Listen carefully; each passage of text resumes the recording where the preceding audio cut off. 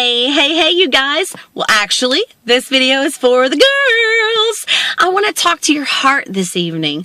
I see a lot of stuff happen on social media and read a lot of things in the news, and a lot of the mindset out there is that if you're skinny, you're doing it right. I want to encourage you to drop that mindset, because weight has absolutely nothing to do with fit level. I have a bunch of thin friends, and listen, it's not so pretty on the other side. If you've ever been bigger and then lost weight and you've gotten smaller, I can tell you I've got a friend who had just as much uncomfortability sitting whenever she was big as she does now that she's thin, because there's not as much stuff for her to sit on, okay? So it's not just all glitz and glam when you're thin. It's not also very easy. Do you know that people automatically assume if you're skinny that you're fit? And so comments are made like, oh, you don't even need to work out, or girl, eat a burger or something. Do you know, for the most part, that folks who are thin do not have eating disorders, okay? They actually have high metabolisms and genetics. So typically there's not a lot they can do to put on a bunch of extra weight. It's just as complicated to find jeans that are this big as it is to find jeans that are this big. Okay, so listen, when we're thinking about folks who are thinner, lighten up a little bit. Give them some props that they have a heart and a soul in there, and encourage everyone, to get fit, regardless if they're skinny or larger. Because guess what? Skinny is not fit. I know lots of thin people who are not even close to being fit and could never run a mile. And I know folks who are a lot heftier that could freaking smoke them when it comes to running a mile. Okay, so thin is not fit, nor is it bad. On the same hand, or on the opposite hand, we could say, being larger does not mean you're not fit.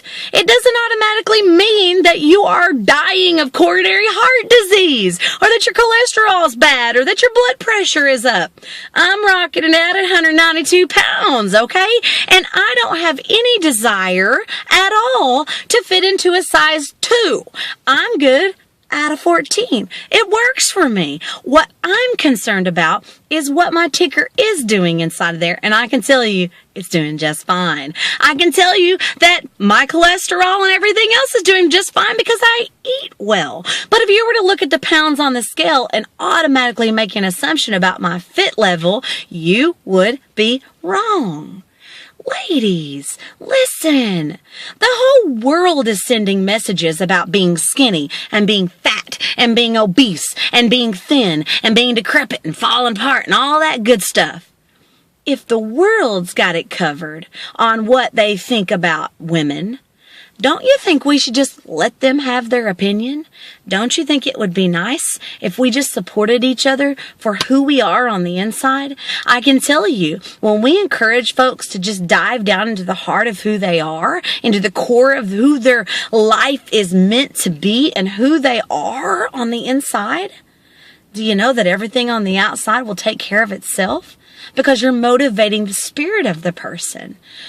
Encourage you today to rise up and let go of all the negative opinions that you've got about being heavy, thin, and everything else in between.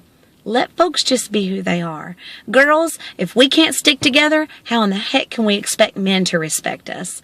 We got to set the standard for how folks should think about us. I say we start with ourselves. So I personally commit to drop my negative opinions about being skinny or fat and just love the person on the inside. Encourage them to get fit. I am challenging you to accept the same motivated challenge. Maybe you could too let go of all those preconceived notions about what someone's fit level is because of their size. I love you so much, and I'm saying this with every bit of love I have inside of me, because you matter and you're important. Love you so much. Have an amazing night. Word.